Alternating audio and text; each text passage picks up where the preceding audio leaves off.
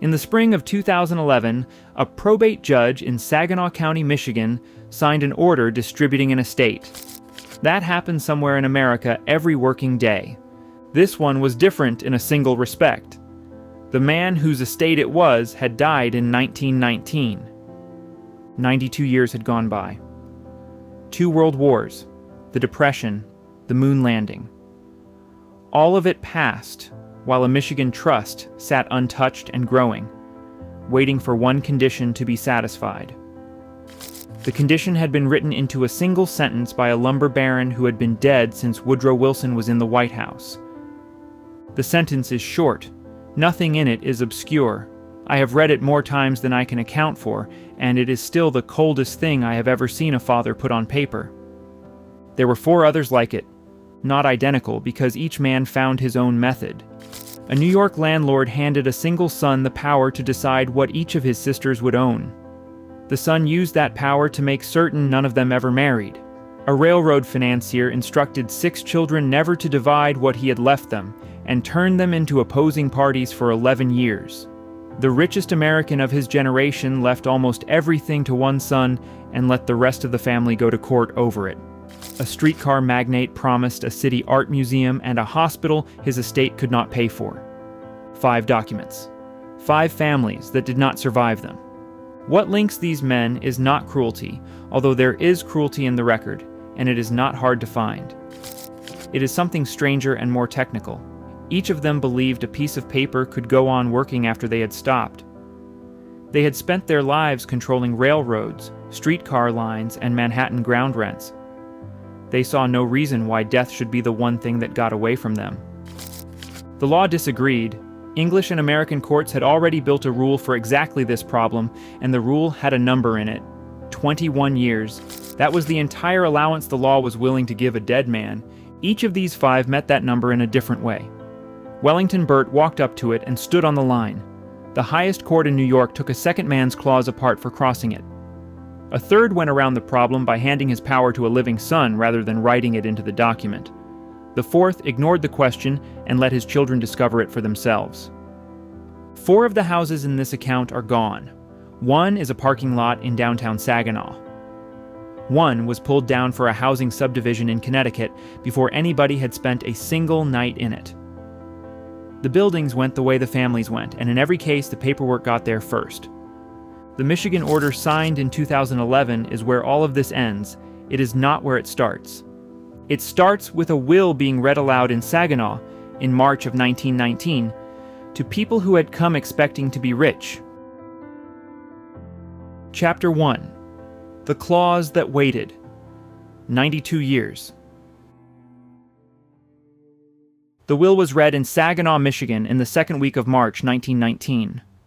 Wellington R. Burt had died on the 2nd of that month, aged 87.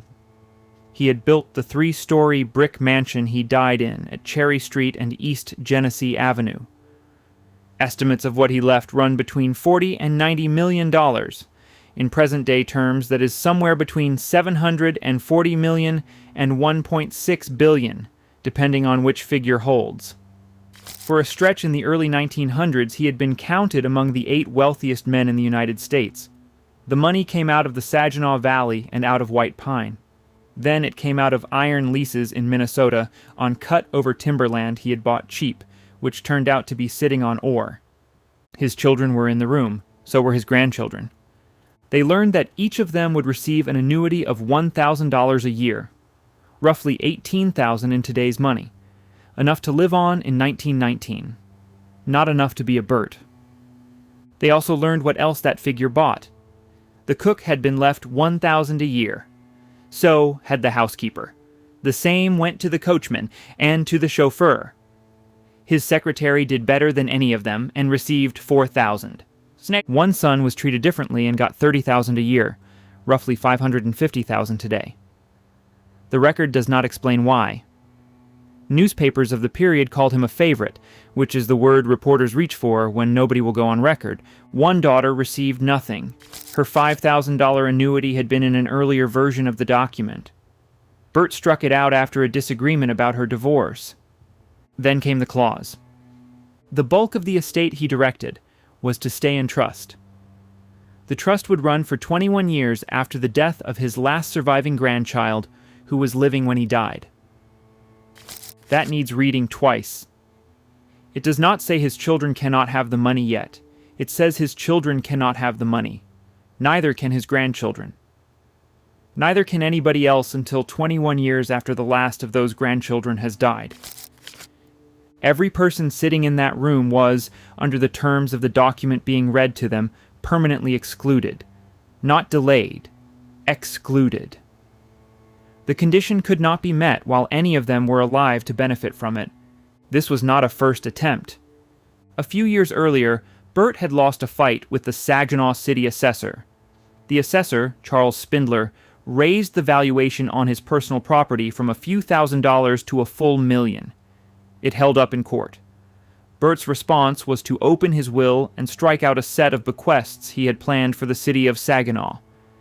He had used the document as a weapon once already, against a municipal official. The family clause was the second time.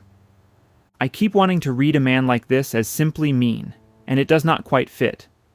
He gave his household staff lifetime incomes. His name went onto a township, an opera house, and a railroad line. Twice he ran for governor, and twice he lost. In 1864, he built the sawmill community of Melbourne, 7 miles north of Saginaw, and watched it burn 12 years later. What he stopped doing, at some point nobody recorded, was speaking to his relatives. By the end, he was living alone on Genesee Avenue, his eyesight failing and his hearing mostly gone.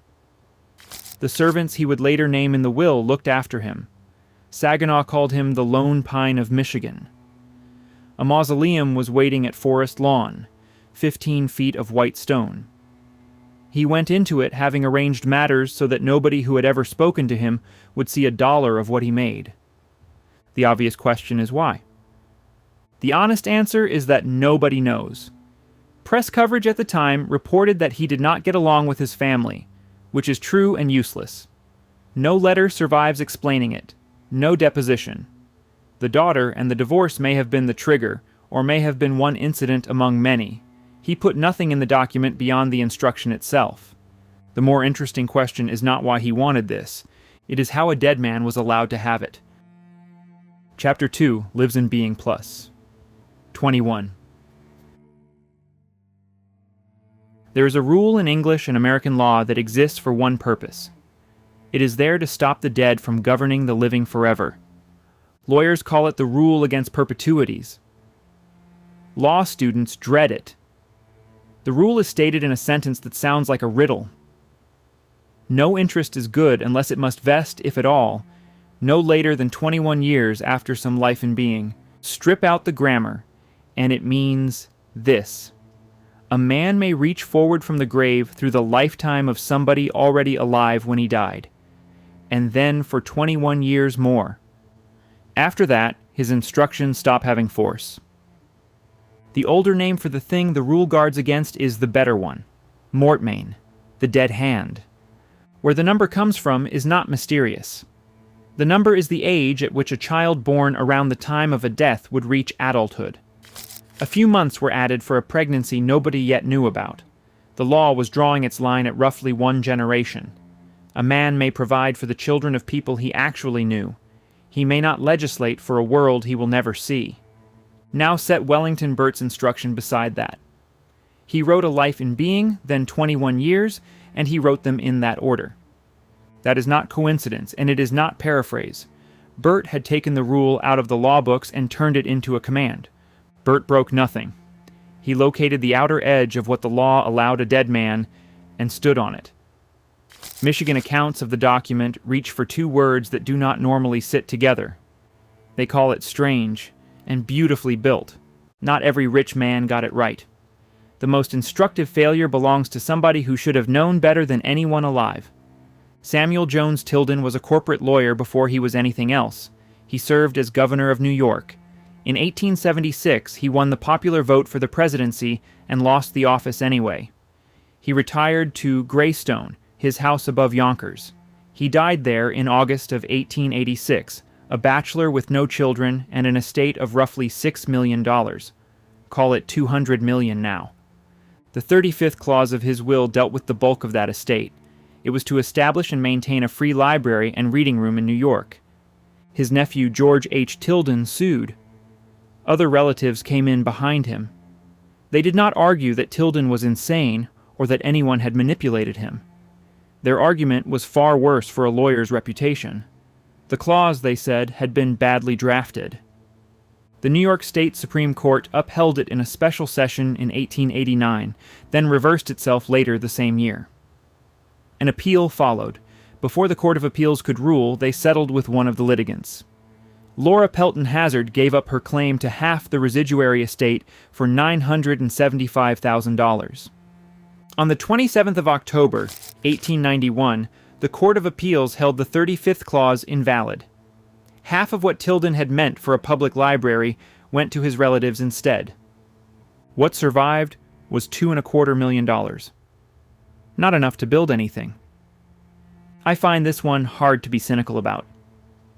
In 1895, the remains of the Tilden Trust were folded together with the Astor Library and the Lenox Library. The combined body took a new name. It became the New York Public Library. Construction began on Fifth Avenue at 42nd Street. The building opened in 1911, 25 years after Tilden died and 20 years after a court took his clause apart. His name is cut into the front of it. The lesson the men who followed him drew from this was not that dead hand control was wrong. It was that the drafting had to be better. Wellington Burt was 45 when the ruling came down, and already rich. He had 33 years left to think about it. Tilden's building is still open 6 days a week. It is the only thing in this account that ended the way a will intended. It took a court destroying the will to get there. Chapter 3. 6 Deeds and 1 Signature. 6 deeds. That is where this one has to begin, because the deeds are the mechanism and everything else follows from them. They were signed by a man named John Gottlieb Wendell. Each carried the same recital. Each said it was being executed under the power and authority given to him by the will of John D. Wendell, deceased. John D. Wendell was his father. The father had died in 1859, leaving about $3 million, close to $100 million by today's reckoning. Most wills of that period divided property among children in fractions. This one did something else. It gave a single son a power of appointment. That is a legal instrument which lets the holder decide later who receives what. A father had placed the division of his daughter's inheritance into the hands of their brother. The brother used it. He executed the 6 deeds, and the property passed to his sisters in what the court record calls different proportions and interests. Different proportions. Decided by their brother. The Wendell money had started in fur in Manhattan, in the same trade and the same decades as the Astor money. Like Astor, the family moved out of goods and into ground. By the early 20th century, the holdings ran to more than 150 properties across Manhattan. The rules were simple and never written down anywhere formal. Never mortgage, never sell, never repair. Assume Broadway moves north about 10 blocks a decade and buy ahead of it. The strategy was correct. By 1914, the estate was valued at $80 million, or something near $2.5 billion now. John Gottlieb Wendell had one governing fear, and he stated it plainly to anybody who asked. If his sisters married, the property would be divided among husbands and children, and the holdings would come apart.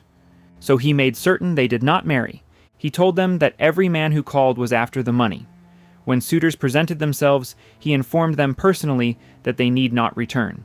His sisters were required to stay out of society and to dress in the styles of their girlhood. They lived as plainly as the household staff. 2 of them resisted. Georgiana ran. She was 50 years old, and she got as far as the Park Avenue Hotel, where she registered under her own name. Her brother had her committed to the psychiatric ward at Bellevue. A sheriff's jury afterward pronounced her insane. Following a period of legal and medical maneuvering, she was returned to the house on Fifth Avenue. Augusta was declared incompetent. The sources on this family are mostly newspapers, and newspapers of that era enjoyed the Wendels enormously. What follows stays inside the legal record. Georgiana was committed, and a jury made a finding. Augusta was the subject of a declaration. What either woman thought or suffered is not documented, and inventing it would be an insult to both. One sister got out. Rebecca married the Reverend Luther Albert Swope. She was 60 years old, and she waited until her brother was dead. The house they had all grown up in stood at 442 Fifth Avenue on the corner of 39th Street.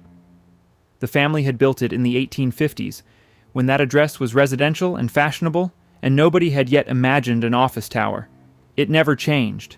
Gaslight, no telephone, no electricity. The buildings went up around it on every side, and the shutters on the ground floor stayed closed. Neighbors called it the House of Mystery. Double-decker buses slowed down so that passengers could look at the windows. There is one detail I cannot get past.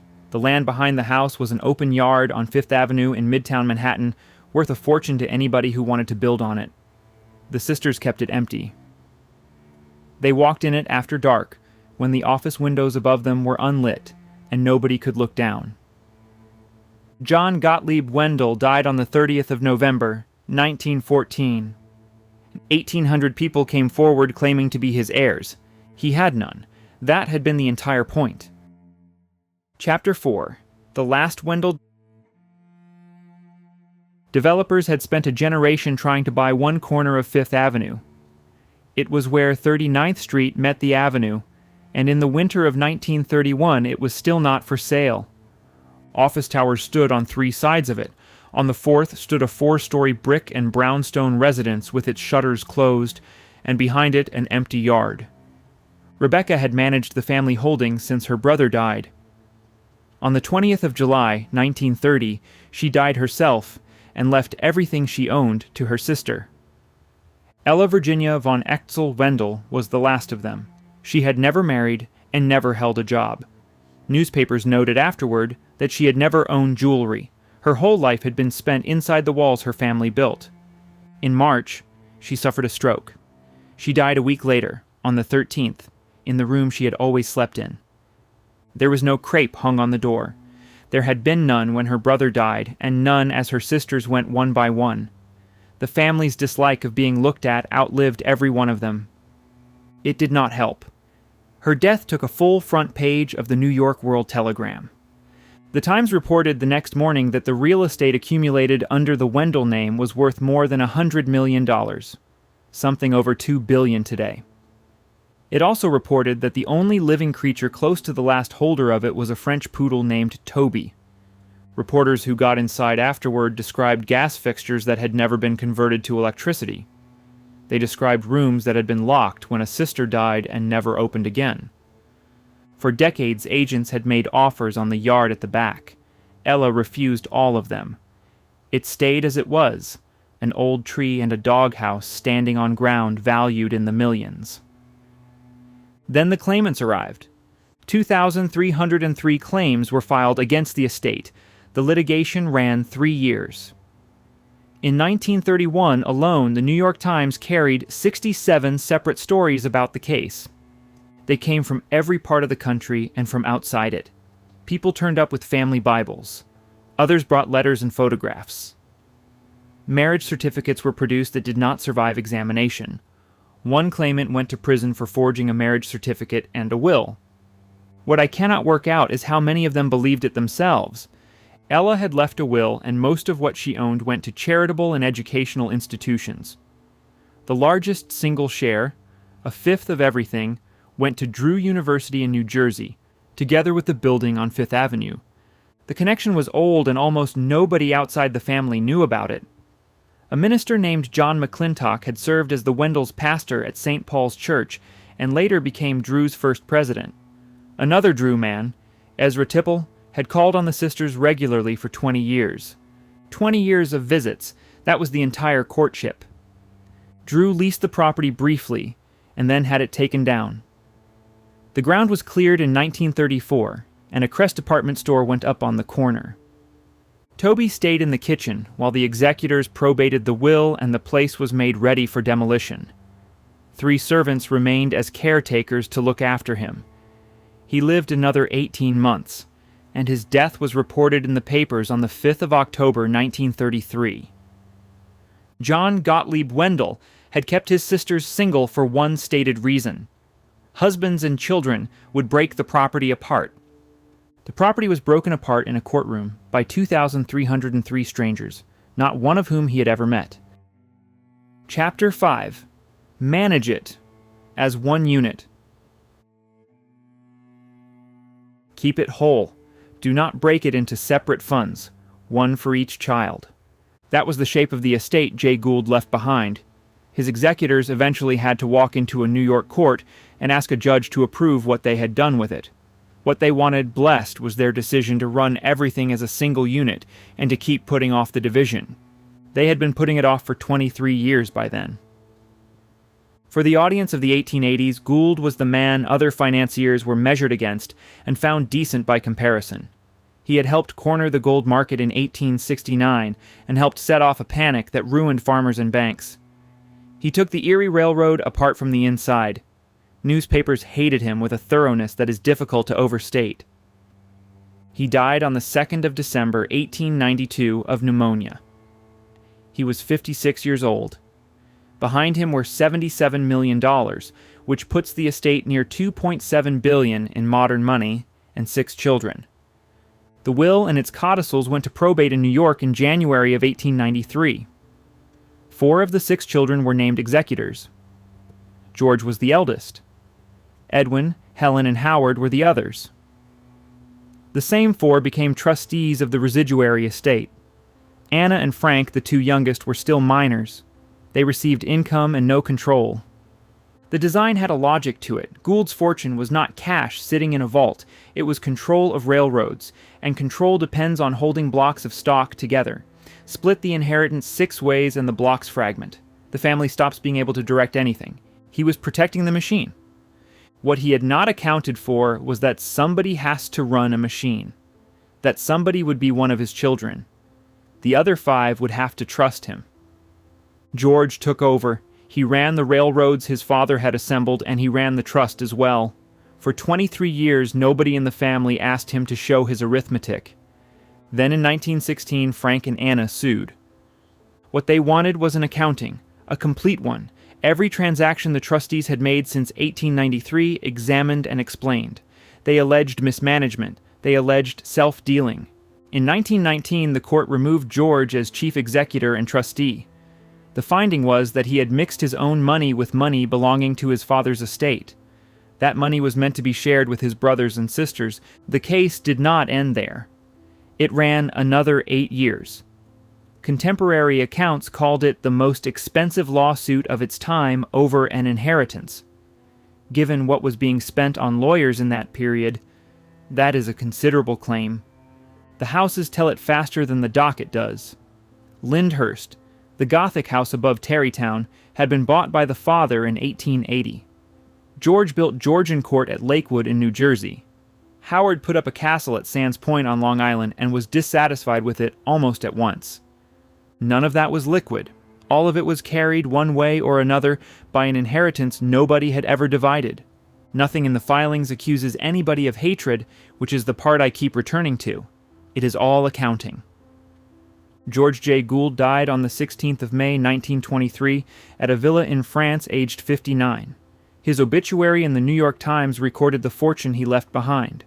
Then it recorded something else. His death was holding up the litigation with his family over his father's estate. The settlement came 3 years after he was buried. The surviving brothers and sisters, and the estates of those already dead, agreed to repay the trust. Accounts of the figure vary. The one most often cited is more than $20 million. It all concluded in 1927, 35 years after Jay Gould died. George had been dead for 4 of the 11 years his own case ran. The lawsuit outlived the defendant and carried on doing what it had been doing, which was taking a family apart, one ledger entry at a time. Chapter 6. What the Commodore left Cornell. $95 million went to one son. That is the fact everything else hangs from. Cornelius Vanderbilt died on the 4th of January, 1877, aged 82, and he was the richest American who had ever died. The estate was put at around $100 million, roughly $3 billion by present measures. The fortune came out of steamboats and then out of railroads, starting with a ferry between Staten Island and Manhattan. For a man of that size, he lived plainly, in a townhouse on Washington Place. The Commodore had taken to his bed in the May of the previous year and stayed there 8 months. When the end came, his family was gathered around him, singing a hymn. He had outlasted almost everybody who ever did business with him. Almost all of it went to William Henry, the eldest surviving son. Cornelius Jeremiah, known in the family as Cornel, received a fund in government bonds. He was not given the bonds. What he got was the income from them. The principal would revert to William when Cornel died, and the money was to be spent on his maintenance, on condition that his behavior was exemplary. Cornelius Vanderbilt II, a grandson, received $5 million. 3 other favored children received $2 million apiece. Daughters were given annuities in bonds, ranging from $250,000 to $500,000. I had assumed, before reading the terms, that this was simply a will which preferred one child. It does something colder. It ranks all of them, and it places one son below the line at which a person can be trusted with capital. Cornel had epilepsy from childhood. In 1849, his father had him arrested over a financial matter and committed to the Bloomingdale Asylum. The asylum record gives the disorder as dementia and notes that the finding was supported by his father. Discharge came in February of 1850. 5 years later, the Commodore had him committed a second time on grounds of confusion and loose habits. The doctor at the asylum reportedly told him he was no more insane than the doctor himself and sent him home. He filed for personal bankruptcy in 1867. By 1872, he had lost his wife, Ellen. The same year took Horace Greeley, who had been his friend and had carried his debts for years. The will went to probate in February of 1877. Cornel objected, and 2 of his sisters objected alongside him, Ethelinda Vanderbilt Allen and Mary Alicia LeBeau. Their case was that the Commodore had lacked testamentary capacity. His age and his physical decline were put in evidence, so was undue influence by his eldest son, so were insane delusions, and by delusions they meant spiritualism. The old man had consulted mediums and clairvoyants. He had done it openly and for years, and everybody in New York knew. The contestants proposed to use his own household habits to dismantle his will. What followed became the largest public entertainment in the city. The trial ran more than a year. The private arrangements of the wealthiest family in the country were read into a court record and printed the next morning for anybody with 2 cents. Then, in June of 1877, about a month after the contest formally opened, Cornel's counsel received a letter. It came from a man named Franklin A. Redburn. He wrote that he had once worked as a head detective. In the autumn of 1874, he said, a well-dressed stranger had come to him with a proposition. The stranger's complaint was peculiar. A singular change had come over the Commodore, he said, and nobody could account for it. The old man had begun to believe that his disgraced son had returned to virtue and honor. He would one day bring credit to the family name. The eldest son believed it too. That was the accusation, and it was not that the will had been unfair.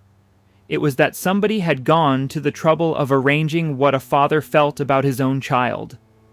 The lawyers called it the Great Conspiracy. Chapter 7, Vanderbilt Hill. Farmington Avenue runs west out of Hartford, Connecticut, and the ground rises to the north of it. For roughly 70 years, from the 1850s into the 1920s, people in the area called that Rise Vanderbilt Hill. It is a historic district now, under a different name, and there is nothing standing on it to explain the old one. The Commodore had bought a 110-acre farm there in the 1850s and installed his second son on it. Cornel married Ellen Williams of Hartford, a minister's daughter, in 1856. That marriage was reportedly the only thing about him that ever pleased his father. After Ellen died and Corneille lost interest in farming, the Commodore still held the title, and he sold the place. The will contest ended in 1879 without a verdict. William settled. What he paid was $200,000 in cash and a trust fund of $400,000, $600,000 in total, or something above $20 million in modern terms. He had inherited $95 million. Measured against what the eldest son received, the settlement came to roughly 0.6%. It is worth sitting with what that means. The settlement was not a judgment. No court found that the Commodore had been of unsound mind, and no court found that he had not been. William paid to stop the reading, and the reading stopped. The largest fortune in the country was disposed of under a document that a judge never ruled on. Corneille took the money and went back to Connecticut. In 1879, he bought the West Hartford property again, the same ground his father had sold out from under him, and he started building. 24 rooms were planned. The outside was chocolate-colored. Local accounts say it burned through a ton of coal a day to keep warm. He did not stay to watch it go up. Instead, he traveled, at home and abroad, while the work went on without him. In 1882, he died in New York, aged 51. He was buried in the family vault on Staten Island, in the mausoleum his father had built at New Dorp. It was never finished. He had no children. No Vanderbilt ever lived in it, or slept a night in it, or sat down to a meal in it. For about 40 years it stood on the hill, carrying the family name, with nobody of that name inside. In the 1920s it came down to make room for a housing subdivision. William Henry took what his father left him and very nearly doubled it in 8 years, then died himself in 1885. What happened to the money afterward is a separate documentary. The short version is that it did not last. Accounts of a family gathering at Vanderbilt University in 1973 give the number present as 120. Not one of them was a millionaire.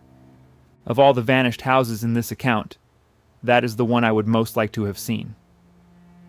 A father wrote a document that ranked his children. One of the ranked children went to court, then settled, and spent the settlement on a house. The house outlived him by 40 years and was never a home to anybody at all. Then it came down. The hill kept the family name a while longer, and then it lost that too. Chapter 8. The Museum That Never Opened. A hospital and a public art museum in his own house, open to anybody who wanted to walk in. That is what Charles Tyson Yerkes promised in his will, and both were to be paid for out of what he left behind. Death came in New York on the 29th of December, 1905. He was 68, and it was a kidney disease. He had been ill for months. The money had come out of Chicago streetcars. Yerkes took control of the north and west sidelines in the 1880s through a series of complicated financial arrangements. Then he expanded by absorbing one rival after another. He never got the south side, and it appears to have irritated him for the rest of his life. His methods were not in dispute even at the time. He bribed people. He blackmailed people. When he wanted longer franchises out of the Illinois legislature in the 1890s, the campaign reportedly cost him $1 million in bribes. It failed anyway. By 1899, Chicago had finished with him, and he had finished with Chicago. He sold his holdings to Peter Widener and William Elkins for something under $20 million, which would be near $700 million now. Then he did something strange. He published his own business accounts. Historians have been reading them ever since. He came back to New York with $15 million in cash and moved into the house he had built at 5th Avenue and 68th Street. Number 864 was not a mansion with a picture gallery in it. It was a mansion with 2 picture galleries in it, built to hold what he had spent 20 years buying in Europe. 4 Rembrandts, 4 works by Frans Hals, canvases by Holbein and by Raphael, by Rubens and by Watteau.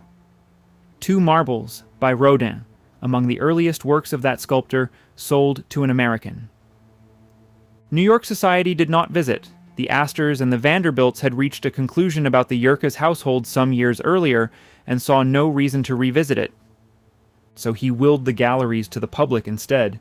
In 1900, he went to London, where the money was easier, and nobody had read the Chicago accounts. His Underground Electric Railways company raised $50 million and built subway lines that are still carrying passengers under the city. That was the enterprise he was expanding when he died. It was also the enterprise that ate his estate. The will was generous in the way that only a document written by a confident man can be. The collection and the galleries were to become a public museum. A hospital was to be founded and endowed. The observatory at Williams Bay in Wisconsin received $100,000 on condition that it carry his name, which it still does. His wife was to receive a third of whatever remained. That fraction is the hinge of everything that followed. A third of a large number and a third of a ruined one are not the same inheritance. By 1908, the Times was reporting on the library and gallery attached to the mansion. They had been willed to the city for public use. They were being lost to foreclosure instead. I have gone looking for the moment somebody first realized the arithmetic did not work, and it is not in the record anywhere. Creditors came at the estate from London and from Chicago simultaneously. Obligations of the Underground Company had to be met first. Bonds he had left behind turned out not to be worth what he had assumed. The document disposed of a museum, a hospital, an endowment, and a palace on Fifth Avenue. When the accounting was finished, one contemporary summary put the estate at $4 million. Chapter 9. What Mary Yerkes Found in the Safe. In October of 1905, while her husband was in London, Mary Adelaide Yerkes had the safe in her husband's study drilled open. The combination had been known to one person, and she was not that person. Inside, among other papers, she found a bill of sale dated 1896. It assigned to her, and to her executors and assigns, all the furniture and household goods in the house. It also assigned every painting and picture then hanging in it. She had reason to be looking. Before he sailed, Yerkes had pressed her for a divorce. He had tried to get her out of the building. If she refused, he said, she would not be in the will. He was 68. She was in her 40s. They had married in 1881, and by the last years the marriage existed on paper. While he was in London, he became seriously ill. He recovered enough to sail and reach New York in November. He did not go home. Instead, the doctors came to him in a suite at the Waldorf Astoria, straight off the ship. There was a reason for that. A man named Wilson Misner was living in his home. Yerkes died at the hotel 4 days after Christmas. His wife and her sister were in the adjoining room.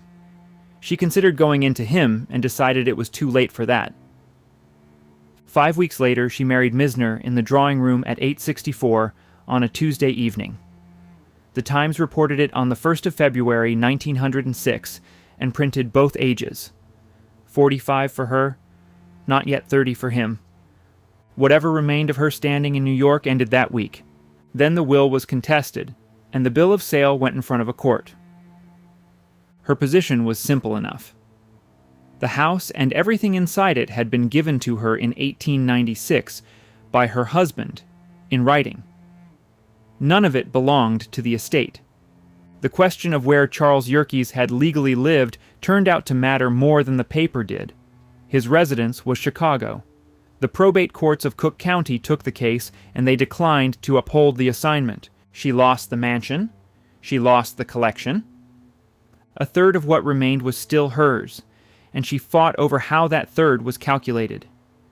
The executor sold $4.5 million of Chicago City Railways bonds at 30 cents on the dollar. She disputed the decision.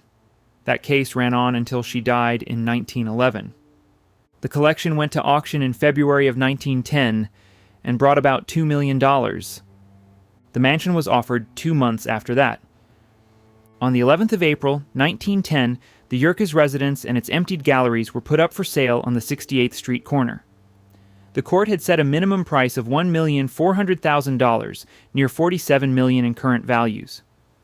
Fewer than 100 people came.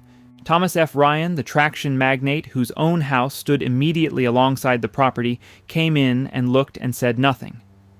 Not one bid was offered, not one. The minimum was evidently considered excessive, and the sale was adjourned for a week. Newspapers noted that no Fifth Avenue property of comparable value had ever gone under the hammer before. The detail I keep going back to is who was not in that room. Society had never once come to that address while its owner was alive. They came for his pictures in February. In April, standing inside rooms built to hold a public museum, not one person present said anything at all. Chapter 10. The Clock Runs Out. In 1920, two Saginaw lawyers went looking for a crack in Wellington Burt's will, and they found one. George W. Weddick and his son Vincent led a large group of attorneys through the document line by line. Most of it held. One part did not. The estate included iron leases in Minnesota, and Minnesota had a law of its own forbidding trusts that ran as long as Burt had specified. On that ground, roughly $5 million came loose, about $80 million in the money of today. It was distributed. Nothing else moved. Over the following decades, the heirs went back repeatedly. They spent hundreds of thousands of dollars in legal fees attacking a document that had been drafted to survive exactly this. A settlement in 1961 produced another $720,000. After that, everybody waited because there was nothing else available to do. The condition ran on the life of one person, and after 1989, everybody knew which person it had been. Marion Lancel was the last of Burt's grandchildren who had been alive when he died. She died on the 21st of November, 1989. The clock started that day. It had been waiting 70 years to start. By then, the money had been in the hands of trustees for 7 decades. It had gone through the Depression, 2 wars, and every panic in between.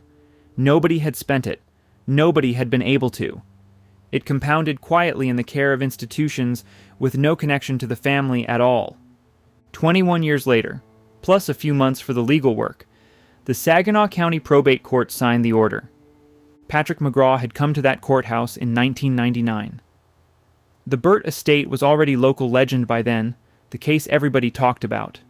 He has said since that he never imagined he would be the one who finally handed it out. The estate had grown to somewhere between $100 million and $110 million. 12 people received it, in shares determined by seniority. The youngest was 19, the oldest was 94. Not one of them lived in Saginaw. Not one of them had any memory of Wellington Bert, and the eldest among them had been 2 years old when he died. 30 of his descendants received nothing, either because they were ineligible under the terms or because they died before the condition was satisfied. 6 children, 7 grandchildren, 6 great-grandchildren, 11 great-great-grandchildren. The instruction did exactly what it had been written to do. It ran for 92 years, and it did not fail once. The cruelty is easy enough to understand. What I have trouble with is how well it worked. Christina Cameron was 19 years old and living in Lexington, Kentucky. Marion Lancel had been her great-grandmother. That made her the descendant, 3 generations further down, of a man who died a lifetime before she was born. Her share was put at between $2.6 and $2.9 million. Reporters asked her about him in 2011, and she said the thing that everybody who has ever read this will has thought. She said it seemed pretty clear he had not had much use for his family. 5 men, 5 documents, 1 number. The rule they were all writing against still exists, but it is not what it was. Several American states have abolished the rule against perpetuities outright. Texas replaced its version with a limit of 300 years.